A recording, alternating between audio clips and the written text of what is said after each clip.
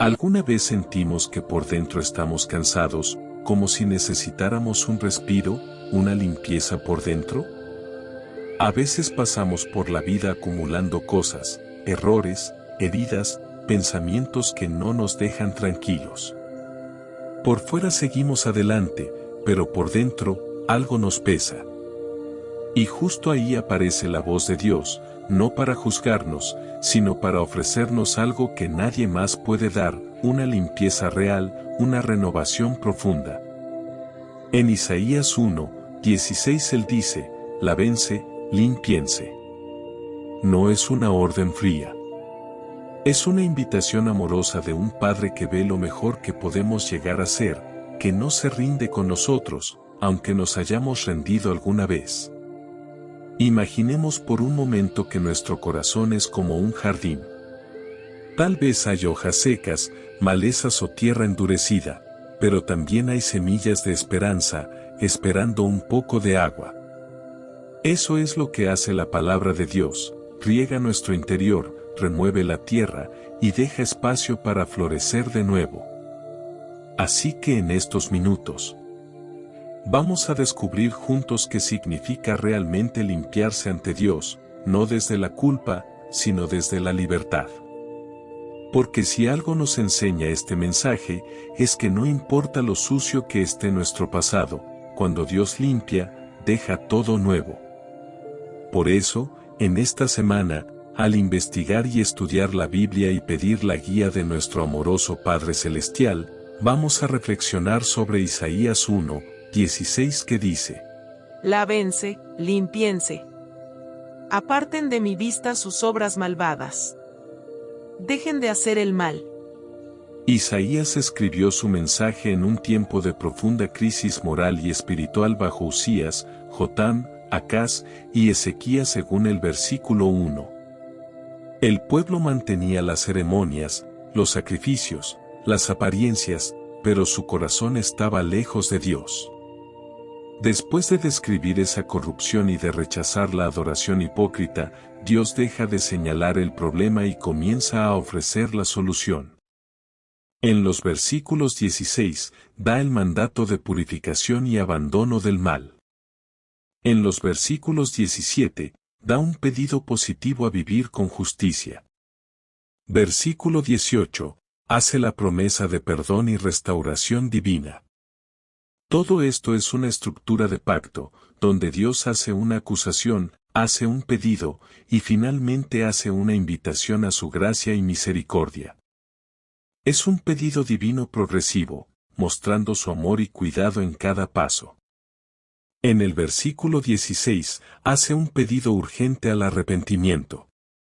Dios comienza con una instrucción directa y urgente, dice, lávense, límpiense. Este versículo muestra que el arrepentimiento no es solo sentir culpa, sino tomar decisiones claras y activas. Y aquí podríamos hacernos una pregunta muy importante. ¿Qué buscaba realmente Dios al decir lávense y límpiense? ¿Un ritual más, o un cambio verdadero del corazón? Vamos a comenzar el análisis tomando frase por frase basado en el texto hebreo masorético. Primera pregunta. ¿Qué significa lávense y límpiense? En el idioma original, las palabras lávense, transliterado rachatsu, y limpienpense tenían un sentido muy profundo. Lavar era lo que hacían los sacerdotes antes de servir en el tabernáculo, se purificaban antes de entrar en la presencia de Dios como dice Éxodo 30, 19 al 21. Aarón y sus hijos se lavarán en ella las manos y los pies. Cuando entren en el tabernáculo de reunión, se lavarán con agua, para que no mueran. Cuando se acerquen al altar para servir y presentar la ofrenda quemada al Señor, también se lavarán las manos y los pies, para que no mueran. Esto será un estatuto perpetuo, tanto para él como para sus descendientes, a través de sus generaciones. Y limpiarse transliterado del hebreo isakku implicaba declararse libre de culpa, quitar toda mancha interior. Estos dos imperativos juntos lávense, límpiense expresan una purificación profunda, no superficial. Dios hace un pedido a una limpieza total del corazón y la conducta. ¿Qué significa dejen de hacer el mal y sus obras malvadas? Dejen, quitar, del hebreo transliterado asiru, significa arrancar de raíz, no solo dejar de hacerlo. No se trata de poner una curita encima del pecado, sino de extirpar la causa que lo produce. Dios no quiere simplemente que dejemos de actuar mal, sino que vayamos a la fuente, al corazón, y dejemos que Él nos cambie el deseo que nos impulsa a hacerlo. El arrepentimiento bíblico apunta siempre al interior, no solo a los actos visibles. ¿Por qué dice la frase de delante de mis ojos? Porque Dios todo lo ve. Como menciona Proverbios 15, 3, y no puede soportar la vista del mal según Habacuc 1, 13. Sus ojos contemplan lo que nadie más puede ver. Él no se queda con lo externo. Cuando Dios dice, sus obras de maldad aparten de mi vista. La frase de mi vista, transliterado, meinai, da la razón de peso. Dios es un testigo ofendido y santo. Nos está recordando que el pecado no es solo un error moral, es una ofensa personal a un Dios vivo que nos ama. Dios no nos muestra esto para aplastarnos con culpa, sino para que entendamos cuánto desea ayudarnos. Él no señala la herida para condenarnos, sino para curarla. Cada pedido al arrepentimiento es una invitación a la restauración, nunca a la vergüenza. Por tanto, el arrepentimiento verdadero nace cuando comprendemos eso, que lastimamos a un Padre que nos quiere ayudar a cambiar, no castigar. ¿Qué significa la frase dejen de hacer el mal? Cesar, dejar, del hebreo transliterado chidlu, significa detenerse por completo. Es un alto total, una decisión firme, hasta acá llegué. El mal que menciona Isaías es la misma palabra ra, traducida que llamó como iniquidad, maldad, en la primera parte de la frase del versículo. No se trata de un cambio gradual, sino de una decisión clara. Pero esta decisión no significa que debamos cambiar todo de una sola vez, ni que Dios espere perfección. Él conoce nuestras luchas y procesos. La obra profunda la hace Él, nosotros simplemente damos el primer paso y caminamos con Él día a día. Ahora veamos cómo este versículo de Isaías se relaciona con el resto del Antiguo Testamento. ¿Qué tipo de limpieza pide realmente Dios en Isaías 1, 16? Dios no está hablando simplemente de agua o de un lavado físico. Él está hablando del corazón, de nuestra vida diaria, de nuestras decisiones. En los versículos anteriores ya había dejado claro que no quería más sacrificios vacíos, ni rituales que no sean sinceros. El pueblo seguía cumpliendo ceremonias, pero en su interior seguía sucio y su conducta era injusta. Así que esto nos muestra que Dios busca que nuestro interior sea limpio, no solo una apariencia externa. ¿Qué nos enseña Isaías sobre el arrepentimiento verdadero? Isaías dice con firmeza, dejen de hacer el mal. El arrepentimiento, entonces, no es solo sentir tristeza, sino actuar, cambiar la conducta, dejar atrás el pecado, y volver al camino de Dios. Los profetas lo repitieron muchas veces, como Jeremías en el capítulo 4, 14 dice: Limpia de maldad tu corazón, oh Jerusalén, para salvarte. ¿Hasta cuándo abrigarás malos pensamientos? Y Ezequiel 18, 30 al 32 donde les dice, vuélvete a tu Dios y Él te dará un corazón nuevo. El verdadero arrepentimiento no es solo llorar por el pasado, sino caminar distinto hacia el futuro, tomados de la mano del Padre. ¿Por qué la Biblia usa la imagen del lavado como símbolo espiritual? Porque expresa algo que todos entendemos: cuando algo está sucio, necesita ser limpiado. En la Biblia, lavar significa dejar que Dios limpie nuestro interior. David lo entendió cuando clamó en el Salmo 51, 2. Lávame más y más de mi maldad. Job 9, 30 confesó que Si me lavara con agua de nieve y limpiara mis manos con jabón. ni el agua más pura podía limpiar el pecado por sí misma. Y Zacarías 13, 1 que dice: Ese día se abrirá un pozo para que la casa de David y los habitantes de Jerusalén sean purificados del pecado y de la impureza. Zacarías profetizó que Dios abriría una fuente para limpiar el pecado y la impureza. Esa fuente es símbolo de la misericordia de Dios, que no solo limpia, sino que renueva nuestro interior más profundo. ¿Cómo se demuestra la verdadera pureza según Isaías 1? La verdadera pureza no se mide solo por ritos externos, sino por cómo tratamos a los demás. En el contexto de Isaías 1, Dios pide cuidar al que es vulnerable según los versículos 17 y 18. Esto es el reflejo del corazón de toda la ley. Deuteronomio 10, 18 y 19 dice: Él defiende la causa del huérfano y de la viuda, y muestra su amor por el extranjero, proveyéndole alimentos y ropa. Asimismo deben mostrar amor por los extranjeros, porque también ustedes fueron extranjeros en Egipto. Aquí muestra que Dios defiende al huérfano y a la viuda. Y Miqueas 6, 8 resume lo que Dios espera. Él te ha mostrado, oh mortal, lo que es bueno. ¿Y qué pide Jehová de ti? Practicar la justicia, amar la misericordia, y caminar humildemente con tu Dios.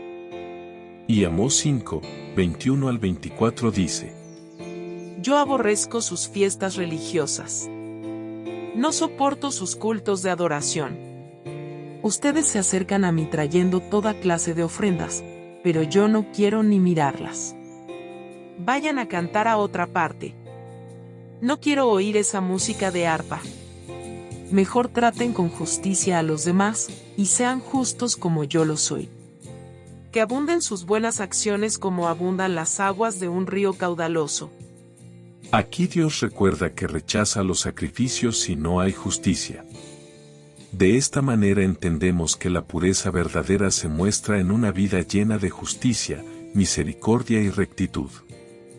Ahora bien, tal vez te preguntes, ¿qué es la justicia? La justicia es actuar con igualdad y rectitud. La misericordia es mostrar compasión y bondad. Y rectitud es vivir de acuerdo con los principios de Dios. ¿Por qué Isaías llama al pueblo al arrepentimiento recordando el pacto? Porque el pedido de Isaías no surge de la nada, nace del pacto que Dios estableció con su pueblo desde los tiempos del Éxodo. Dios se refiere a Israel como hijos que he criado. En el versículo 2 esta terminología de padre-hijo es una forma de describir la relación íntima y especial del pacto como menciona Éxodo 4, 22.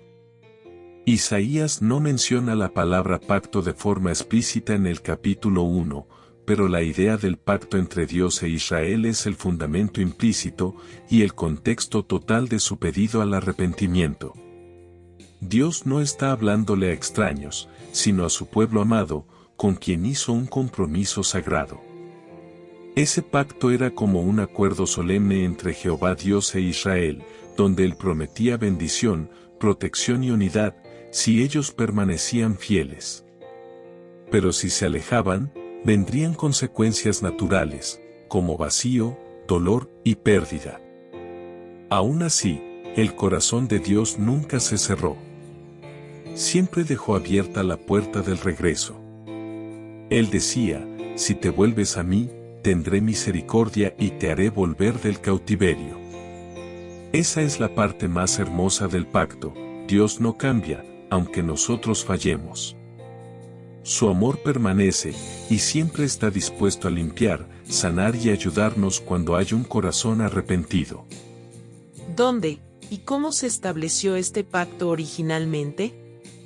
El pacto se estableció en un lugar muy especial, el monte Sinaí, o Horeb. En Éxodo 19, Dios libera a Israel de Egipto y los lleva al monte. Allí los purifica y los invita a ser su pueblo santo. En Levítico, en ese mismo monte, Dios detalla las leyes y las bendiciones del pacto según Levítico 26. Y en Deuteronomio, 40 años después de vagar por el desierto, Moisés, antes de morir, renueva el pacto con la nueva generación, que sí, entrará a la tierra prometida según Deuteronomio 28 y 30. Así que Deuteronomio es, en esencia, un recordatorio lleno de amor, donde nos muestra que Dios sigue siendo fiel y muestra que no se olvida de su compromiso con Él. ¿Qué ofrecía Dios en este pacto? ¿Qué prometía a quienes le obedecían?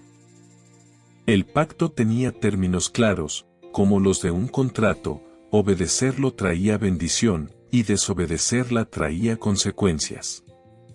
Por un lado, el camino de la obediencia y las bendiciones se describe en Levítico 26, 3 al 13 y Deuteronomio 28, 1 al 14. Dios prometía bendiciones concretas y completas en todas las áreas de la vida. Bendiciones materiales como indica Levítico 26, 4 y 5, daré lluvias a su tiempo, y comerán su pan hasta saciarse. Bendiciones de seguridad como indica Levítico 26, 6 al 8 dice, daré paz en la tierra, y dormirán sin temor. Bendiciones espirituales como indica Levítico 26, 11 y 12, pondré mi morada entre vosotros, y seré vuestro Dios.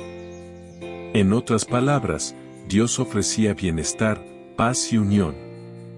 Todo lo que el corazón humano anhela, si permanecían fieles a su camino. ¿Y qué ocurría si el pueblo se alejaba o desobedecía a Dios? El otro lado del pacto era el camino de la desobediencia y las consecuencias, descrito en Levítico 26, 14 al 39 y Deuteronomio 28, 15 al 68.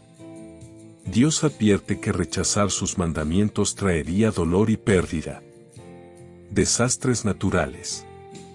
Sequía, hambre y enfermedades como indica Levítico 26, 16 y 20. Derrota y opresión. Serían vencidos por sus enemigos y vivirían con miedo como indica Levítico 26, 17 y Deuteronomio 28, 25. Exilio. El punto más grave, serían llevados fuera de su tierra como indica Levítico 26, 33 al 39. Pero esto no era venganza, sino la consecuencia natural de romper la relación con Dios. Es importante recordar que estas consecuencias pertenecían al pacto nacional de Israel. Hoy, en Cristo, ya no vivimos bajo un pacto de maldición, sino bajo uno de gracia y misericordia. Lo que permanece es el principio espiritual. Cuando nos alejamos de Dios, nuestro interior se debilita. Cuando volvemos a Él, encontramos vida y renovación. ¿Significa esto que Dios abandona a su pueblo cuando desobedece? De ninguna manera. Esa es la parte más hermosa del pacto. Dios siempre deja abierta la puerta del regreso. Incluso después de la disciplina o del exilio, el Dios Supremo promete restaurarlos si el pueblo se arrepiente. Levítico 26, 40 al 45 y Deuteronomio 30, 1 al 10. Revelan su corazón compasivo. En Deuteronomio 30, 2 y 3 dice: Y te conviertes a Jehová tu Dios, entonces Jehová tu Dios te hará volver de tu cautiverio, y tendrá misericordia de ti. Y en Deuteronomio 30, 4, 5 y 9, promete traerlos de regreso a su tierra y prosperarlos nuevamente. ¡Qué esperanza tan maravillosa! Aunque el pueblo haya fallado, Dios no cambia. Su amor permanece fiel, y siempre está dispuesto a limpiar, sanar y restaurar cuando hay un corazón que está arrepentido. ¿Cuál es la profundidad del pacto? La transformación del corazón. La solución final, un corazón nuevo, el cambio de adentro hacia afuera. La base bíblica es Deuteronomio 30, 6 que dice, Jehová tu Dios circuncidará tu corazón, y el corazón de tus descendientes, para que ames a Jehová tu Dios con todo tu corazón y con toda tu alma y así vivas. Aquí Dios revela el objetivo final y más profundo. La obediencia externa no es suficiente, el problema está en el corazón humano, que es rebelde. Por eso Dios promete. ¿Y circuncidará Jehová tu corazón? Esto es una metáfora muy fuerte. Así como la circuncisión era una señal física del pacto, Dios promete una circuncisión espiritual, quitará la dureza y la rebelión del corazón para que la gente pueda amarlo y obedecerlo de verdad, desde lo más profundo de su ser. ¿Cuál es el rol de Isaías? El pedido a la renovación. El profeta Isaías surge precisamente cuando el pueblo se ha alejado de Dios y está sufriendo las consecuencias, según la base bíblica de Isaías capítulo 1 y el capítulo 44, 22. ¿Qué hace Isaías?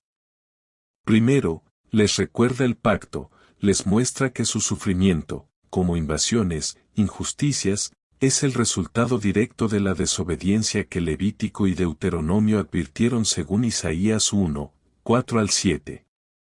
Segundo, hace un pedido al arrepentimiento, los llama a lavarse y limpiarse de sus malas acciones y a volver a Dios como dice Isaías 1, 16 al 18.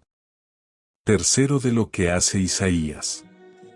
Anuncia la promesa de purificación, les recuerda la promesa de Dios de perdonar y limpiar como indica la base bíblica de Isaías 44, 22 que dice: Yo deshice tus rebeliones como una nube, y tus pecados como la niebla, vuelve a mí, porque yo te redimí. Su mensaje apunta a esa restauración y a ese nuevo corazón que Dios había prometido. ¿Podemos ver la línea que recorre todo el Antiguo Testamento? Dios siempre quiso más que rituales. Quiso un corazón sincero, una vida justa, una fe que se nota en la manera en que tratamos a los demás. Por eso Isaías dice: dejen de hacer lo malo. Es decir, no es solo sentir culpa, es cambiar de rumbo. Es volver a Dios con acciones claras. Y en el versículo siguiente, el 17, el mensaje continúa. Aprendan a hacer el bien, busquen la justicia, ayuden al oprimido, defiendan al huérfano, protejan a la viuda.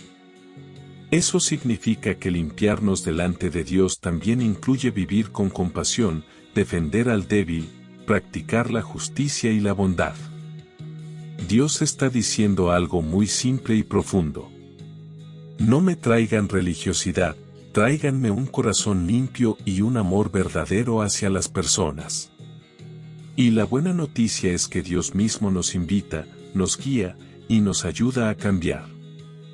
Después de explorar las raíces del pedido al arrepentimiento en el Antiguo Testamento, vamos a ver cómo este tema se amplifica y se profundiza en las Escrituras cristianas.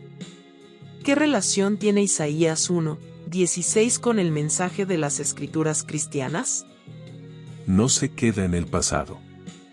Este mismo pedido se profundiza en el mensaje de Cristo. En las Escrituras cristianas, Juan el Bautista predicó exactamente lo mismo. Mateo 3, 2 y 8. Decía: arrepiéntanse, porque el reino de los cielos está cerca. Demuestren con su conducta que han dejado de pecar. Versículo 8. Así que el mensaje es el mismo: arrepentirse, dejar lo malo, y volverse con sinceridad a Dios. Tanto Isaías como Juan el Bautista insisten en una fe auténtica, no ritualista. No basta con palabras o apariencias, deben verse frutos reales, cambios visibles en la conducta y en el corazón. ¿Qué significa realmente arrepentirse? Arrepentirse no es simplemente sentir culpa o tristeza por haber fallado. Es mucho más profundo, significa cambiar de mentalidad y dirección, apartarse del pecado y volver el corazón hacia Dios. El verdadero arrepentimiento transforma la manera de pensar, de hablar y de actuar. Es un giro completo del interior de una persona, de lo más profundo, dejar de huir de Dios y empezar a caminar hacia Él. ¿Por qué Isaías utiliza la imagen de la limpieza? Porque la limpieza simboliza purificación y renovación. Podemos imaginar nuestro espíritu como una casa. Con el tiempo, esa casa se ensucia, con el polvo de los rencores, las manchas del egoísmo, los muebles viejos de los malos hábitos. Así que Isaías viene y dice, miren su casa. Está sucia, es hora de limpiarla. Su mensaje no es condena, sino una invitación a despertar, a reaccionar y tomar conciencia y decidir cambiar. Dios no busca destrucción, sino restauración. ¿Cómo se realiza esa limpieza espiritual según las escrituras cristianas?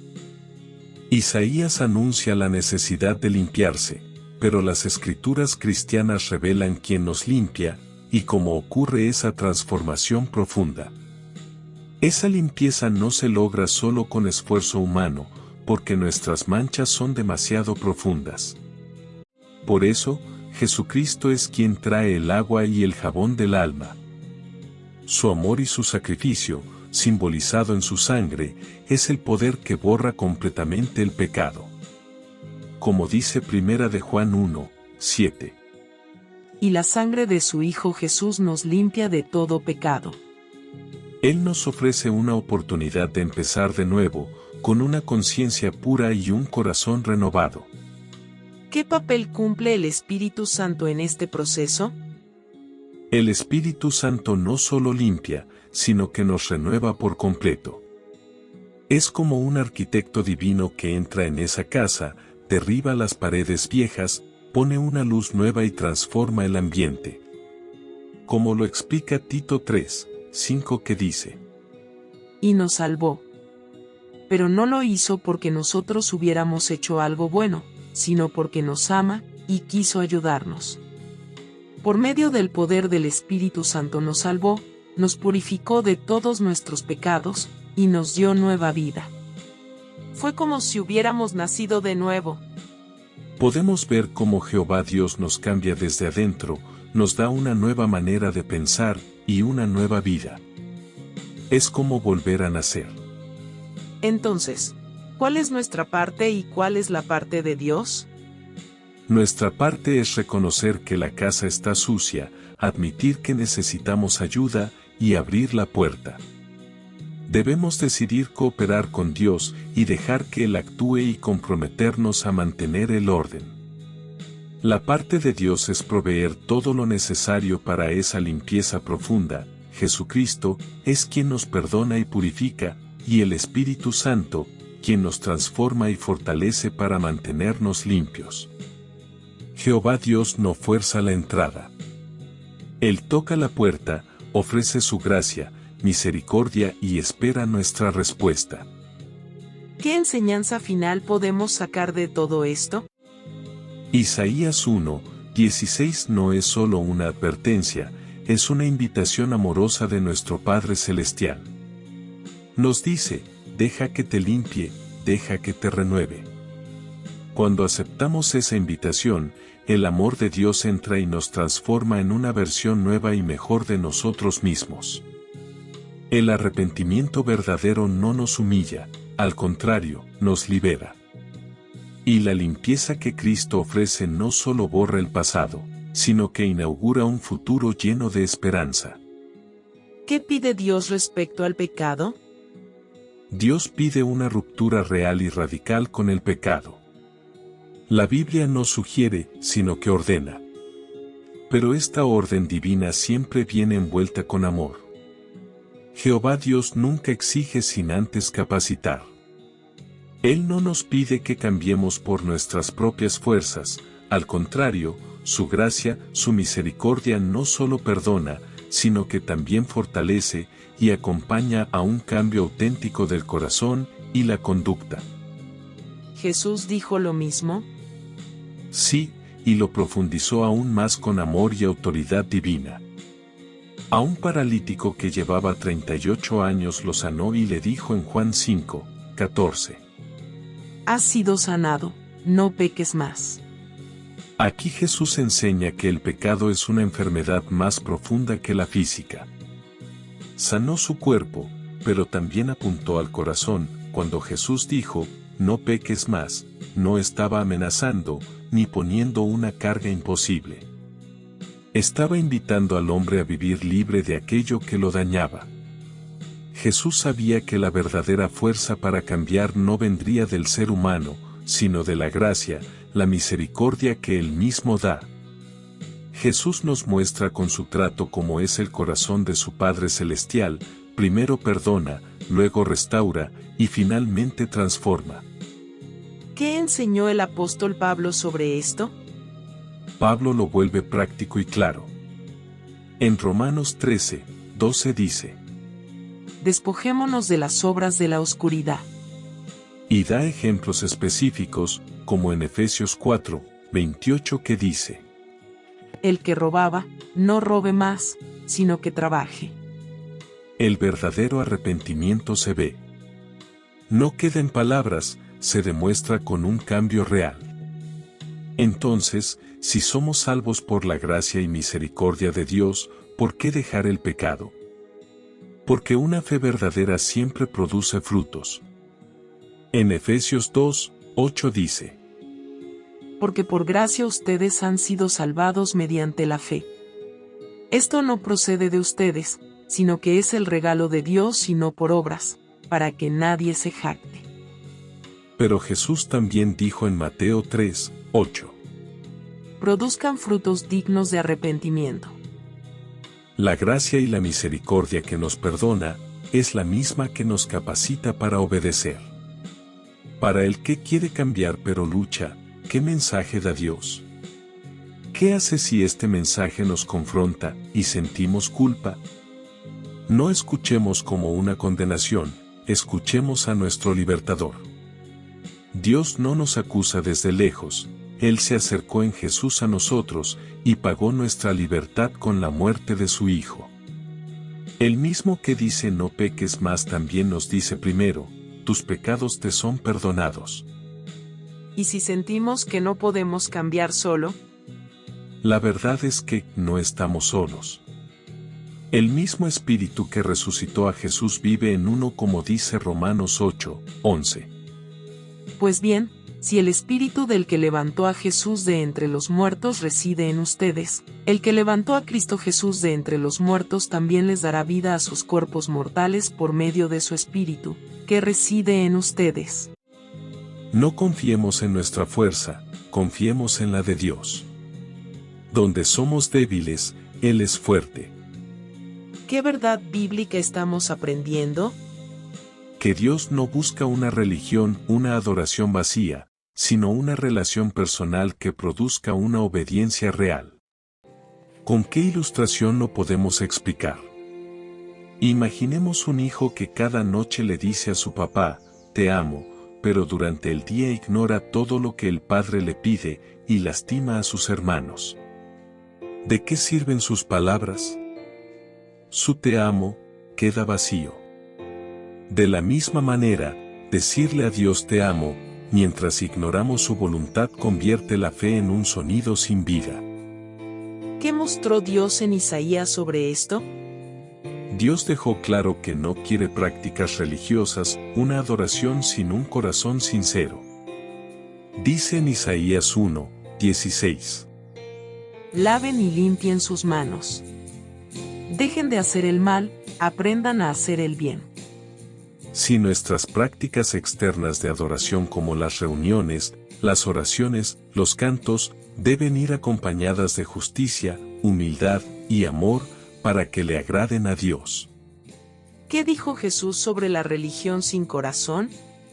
Jesús denunció a quienes parecían espirituales por fuera, pero no obedecían de verdad. Dijo en Mateo 15, 8: Este pueblo me honra con los labios, pero su corazón está lejos de mí. Así que honrar a Dios no es solo pronunciar palabras, es tener un corazón entregado a Él. Entonces, ¿cómo sabemos si nuestra fe es verdadera? Santiago lo resume con fuerza en Santiago 2, 17. La fe sin obras está muerta. Pero Santiago no está diciendo que Dios nos rechaza cuando fallamos, ni que debamos demostrar algo para ser amados. Lo que enseña es que la fe genuina, con el tiempo, va brotando en cambios que son visibles. No perfectos, sino sinceros y progresivos. Nuestro Padre Celestial aplaude ese proceso, no la perfección. Las obras no compran la salvación, pero revelan que la fe es genuina. Si creemos en el amor de Dios, vamos a amar a los demás. Si creo en la justicia de Dios, vamos a buscar vivir con integridad. Lo que creemos realmente, lo vamos a tratar de vivir. ¿Significa esto que obedecemos para ganar el amor de Dios? No. La obediencia no compra el favor de Dios. La obediencia es la respuesta agradecida de quien ya lo recibió todo. Entonces, ¿qué quiere Dios de cada uno? Dios quiere nuestro corazón, no una religión, una adoración vacía. No quiere un lugar en nuestra agenda, quiere ser el motor de nuestra vida. Nuestra fe no es un cuadro decorativo, es una semilla viva que debe dar fruto. Dice Santiago 2, 26. Así como el cuerpo sin espíritu está muerto, así también la fe sin obras está muerta. ¿Por qué esta verdad es tan importante? Primero, porque nos confronta. ¿Estamos actuando para que otros me vean, o estoy andando de verdad con Dios? Segundo, porque nos anima. Ya no se trata de cumplir reglas frías, sino de andar con un Padre amoroso que transforma nuestro corazón, nuestro interior. La obediencia nace de nuestra relación. Y la relación nace del amor que Dios nos demostró primero. Consideremos un ejemplo bíblico. El de David, después de haber fallado gravemente, fue confrontado por el profeta Natán. En lugar de justificarse, reconoció su pecado y clamó por limpieza interior, diciendo: Lávame más y más de mi maldad, y límpiame de mi pecado. Salmo 51, 2. Esta oración refleja el mismo espíritu de Isaías 1, 16. Dios no busca solo que cambiemos nuestras conductas externas, sino que lavemos el corazón, es decir, nuestro interior, abandonando las obras malas desde dentro. Así como Isaías llama a dejar de hacer lo malo, David expresa el deseo de ser transformado, no solo perdonado, dice en el Salmo 51. Crea en mí, oh Dios, un corazón limpio, y renueva un espíritu recto dentro de mí. En conclusión, si algo nos deja este mensaje de Isaías, es que Dios no busca perfección, busca que seamos sinceros. Por eso, en esta semana, permitamos que Dios entre a limpiar no solo nuestras manos, sino los rincones de nuestro interior que nadie ve. Él nos llama a dejar el mal, a aprender a hacer el bien, y cuidar a otros. Porque la verdadera limpieza no está solo en las manos, sino en el corazón. Jesús vino a cumplir eso, a borrar el pasado y darnos una nueva oportunidad. Su amor limpia lo que nosotros no podemos. Y nos muestra el amor del Padre. Así que, si hoy sentimos que nuestro interior necesita un respiro, abramos la puerta a Dios, y dejemos que empiece de nuevo a trabajar en uno. Porque cuando Él limpia, no solo nos quita la suciedad, sino que nos devuelve realmente la vida. Fin del análisis.